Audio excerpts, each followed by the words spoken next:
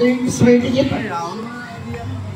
Tapos pag swirl nila, yung ginawa nila is, tinatawag nila dito yung sand. So that yung sand na nakikira dito is yun yung pinakolect nila. Then isasalang nila ulit yung sa another filtration para makuha nila yung gold pieces na tinatawag nila. So ngayon,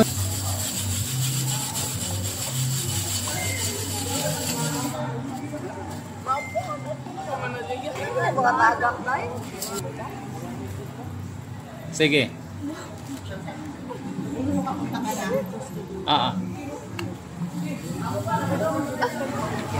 pwede nyo siya i-remove na. Kasi density kasi